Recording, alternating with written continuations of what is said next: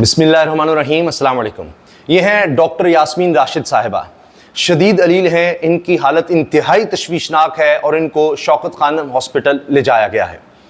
ये कैंसर की मरीज़ा रही हैं। इनका कसूर ये है कि ये वही खातून हैं जो वज़ीर थी, वज़ीर सेहत थी पंजाब में, जब मियाँ नवाज शरीफ साहब के प्लेटलेट्स गिर गए थे। ये मुसलसल उनके बारे में फ़िक्रमंद रहीं, ये उनके इलाज के हवाले से कोशिशें करती रहीं। अगरचे आज तक पता नहीं लगा कि उनके प्लेटलेट्स किस तरह गिरे थे, फिर बढ़ किस तरह गए, बरतानिया जाते ही ठीक किस तरह हो गए। कभी उन्होंने एक दिन भी हॉस्पिटल में नहीं गुजारा वहाँ जाकर। लेकिन ये वो खातून है जो हेलीकॉप्टर का कभी इंतज़ाम करती रहीं, एयर एम्बुलेंस का भी इंतज़ाम जब हुआ, हर चीज़ को ये देख रही थी। तो ये वो डॉक्टर साहिबा हैं, वो वज़ीर सेहत हैं कि जब उसी शख्स की हुकूमत आती है, उसकी बेटी वज़ीर आला बनती है फॉर्म 47 के ज़रिए, जाली फॉर्म 47 के ज़रिए, और तब वज़ीर आला बनती है जब इस खातून ने जेल में होते हुए उसके वालिद को हराया था। मियाँ नवाज शरीफ को बदतरीन शिकस्त हुई। तारीख़ में पहली दफ़ा नवाज शरीफ साहब इस तरह हारे हैं। तो इनका ये कसूर है, उनको हराया, और जब ये हुकूमत में थी तो इन्होंने उनका ख्याल किया। ये कसूर है कि आज जब ये बीमार हैं तो इस हालत में है कि इनको हॉस्पिटल बार बार ले जाया गया, लेकिन कोई ज़मानत नहीं, कोई रिहाई नहीं, कोई इंसानी हुकूक नहीं, जबकि कानून में ये इजाज़त है कि ख़वातीन को कत्ल का भी मुकदमा हो तो वहाँ भी ज़मानत दे दी जाती है। तो ये बूढ़ी खातून इस हाल में है, शौकत खानम हॉस्पिटल इनको ले जाया गया है इंतहाई तशवीशनाक हालत में। कैंसर की मरीज़ा रह चुकी हैं, कैंसर सर्वाइवर हैं, प्रैक्टिसिंग डॉक्टर हैं। ये इंटरव्यूज़ में कहती रहीं कि जी मरियम को किस तरह से सिफारिशों के ज़रिए कभी किसी कॉलेज में कराने की कोशिश की गई, कभी डॉक्टर बनाने की कोशिश की गई। ये इनका कसूर है कि ये बातें ये बताती रहीं। और आज आप देखिए कि इंतकाम का किस तरह निशाना बन रही हैं कि सर्विसेज हॉस्पिटल से खबरें आती रही कि जब भी इनको ले जाया जाता था डॉक्टर कहते थे अभी इनको यहाँ रहने दें, लेकिन नहीं, पुलिस कहती थी ना ना ना, इसको हमने जेल में ही लेकर जाना है। ये बूढ़ी खातून है, इसके साथ हमने जुल्म ही करना है क्योंकि अहकामात इस तरह से हैं। तो ये इस वक्त शदीद दलील है, इनके लिए दुआ करें, अल्लाह ताला इनको सेहत दें। अगर खुदा न खास्ता इनको कुछ हो गया तो मैं समझता हूँ कि ये इस हुकूमत की सियासी मौत होगी। और वैसे तो ज़मीर तो पहले ही मर चुके हैं, अल्लाह ना करे कि इनको कुछ हो। बहरहाल ये एक बहुत मैं समझता हूँ अहम मामला है, और पता नहीं अब भी हुकूमत को होश आएगा नहीं आएगा, क्योंकि जो इंतकाम है वो एक बड़ी खौफनाक चीज़ है, बड़ा खौफनाक जज्बा है। वो इंसान को बिल्कुल ख़त्म कर देता है, उसका ज़मीर ही मार देता है। तो अल्लाह ताला डॉक्टर साहबा को सेहत दे। बहुत शेर की तरह ये मैं समझता हूँ हमेशा बहादुर नज़र आई हैं, शेरनी की तरह, और इन्होंने हमेशा हालात का बड़ा डट कर मुकाबला किया है। इनके ऊपर कभी टीयर गैस, इनकी गाड़ी को तोड़ा गया, इनके साथ बहुत कुछ हुआ, लेकिन फिर भी ये कभी हिम्मत नहीं हारी। तो अल्लाह ताला इनको सेहत दें। इतनी बीमारी से भी गुजरी हैं, कभी ज़िंदगी में हिम्मत नहीं हारी, और इस उम्र में भी ये जेल जाने से पहले तक भी लोगों का, औरतों का इलाज ही करती रही, प्रैक्टिसिंग डॉक्टर रही। अल्लाह ताला इनको सेहत दे।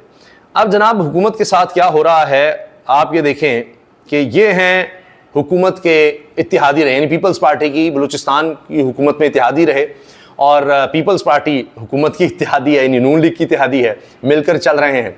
और आइनी ओहदे वैसे काबीना में नहीं आपको नजर आएंगे, लेकिन पूरा एक दूसरे का साथ बड़े भरपूर तरीके से दे रहे हैं।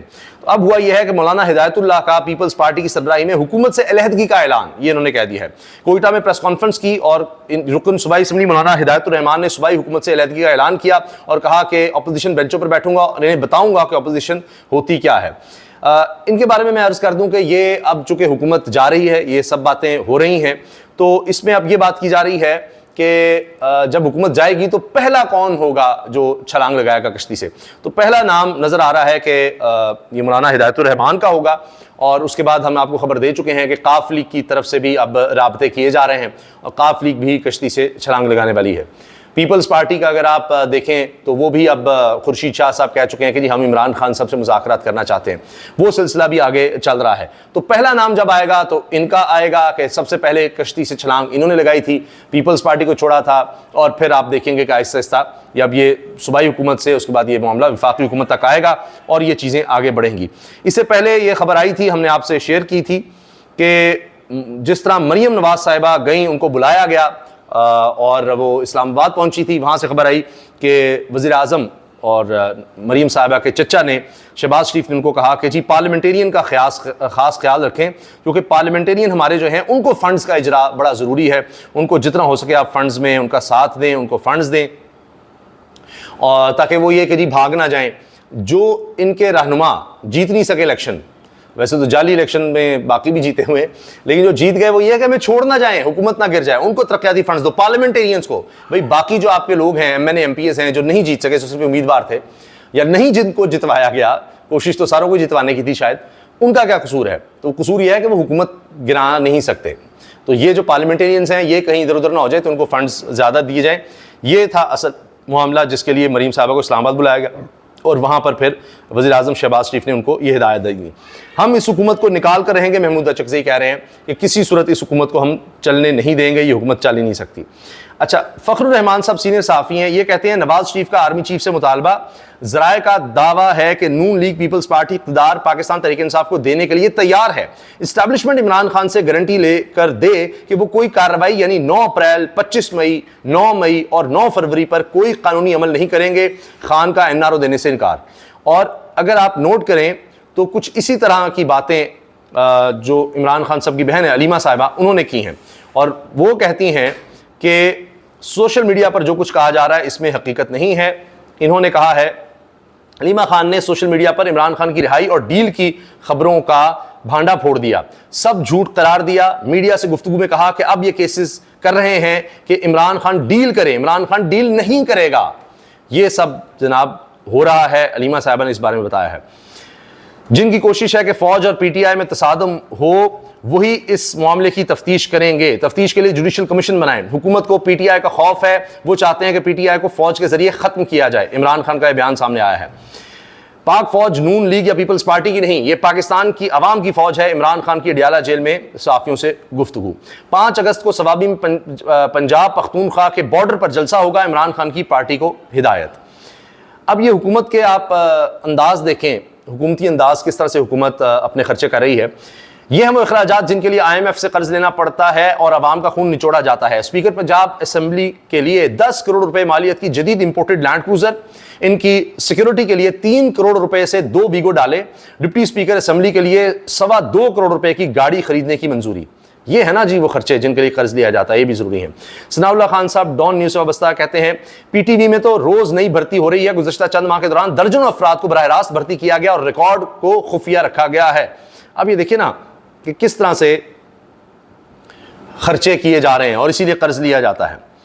नैब का 40 रोजा रिमांड, हुकूमत तज़ब्ज़ुब का शिकार, वज़ीर-ए-आज़म इत्तेहादियों से मुशावरत करेंगे। वजह क्या है कि भाई इमरान खान को तो हमने जो करना था कर दिया, अब आगे हमारी बारी ना आ जाए, ये असल वजह है।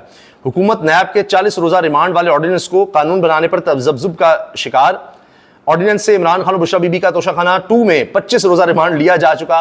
ऑर्डिनेंस से 14 रोजा रिमांड का दौरानिया 40 रोज तक बढ़ाया गया था।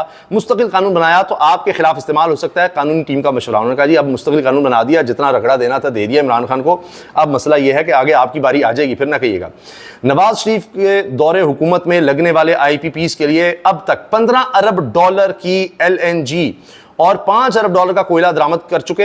ये IPPs इंपोर्टेड फ्यूल पर चलते हैं। ये अगर ना लगते तो हमें 1 अरब डॉलर की भीख ना मांगनी पड़ती और हमारा रुपया 280 पे ना होता। सनाउल्लाह खान साहब, ये भी डॉन न्यूज़ वाबस्ता सीनियर सहाफ़ी हैं। ख्वाजा आसिफ ने तो अतर मिनल्ला को आड़े हाथों लेना शुरू कर दिया, चीफ जस्टिस अतर मिनल्ला को, जो बड़े अहम जज हैं सुप्रीम कोर्ट में। अतर मिनल्ला साहब फरमाते हैं कि अगर 12 अक्टूबर 1999 की रात को अदालतें खुली होती तो आइन पर डाका ना पड़ता। आप दुरुस्त फरमा रहे हैं, अफसोस ऐसा ना हुआ और डाका पड़ गया, मगर अदालत ना खुली होने का यह मतलब नहीं कि आप डाकू के साथ मिल जाएं और वजीर बन जाएं। और जब अदालत खुली तो डाके को अदालत ने कानूनी और आइनी करार दिया तो आप जद्दोजहद करते। आपके तो लीडर फौरन बाहर भाग गए। डील उन्होंने क्यों की? फिर उसी डाकू से, उसी परवेज़ मुशर्रफ से, और डीलें करके जाते हैं, डीलें करके आते हैं। और इसी तरह बाजवा साहब को बड़ा बुरा भला कहते थे, उसके बाद उनको भी एक्सटेंशन दी। तो ये भी देख लें।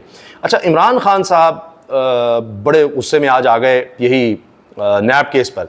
नैब वाले ज़मीर फरोश हैं। इमरान खान और नैब प्रोसिक्यूटर में सख्त जुमलों का तबादला, समात रोकना पड़ गई जब इमरान खान ने बात कही। उनकी अहलिया भी रोस्टम पर इमरान खान के साथ आ गई। उन्होंने कहा ये ज़मीर फरोश हैं, इनको पैसा दो तो इनसे जो मर्जी करवा लो। ये इमरान खान सब जगह। और उसके बाद फिर दोबारा कुछ देर के बाद समात हुई थी। इलेक्शन कमीशन ने मजीद 93 अरकान असम्बली को PTI का तस्लीम कर लिया। अच्छा, कहीं डंडी मार रहे हैं, कहीं उनको तस्लीम भी करना पड़ रहा है, तो इलेक्शन कमीशन भी कहीं आगे पीछे हो रहा है। अब ये खबर भी आ गई है कि एहसन इकबाल की वजारत से इस्तीफा देने पर गौर करने की ख्वाहिश। वजह क्या है कि जी एहसन इकबाल साहब खुश नहीं है।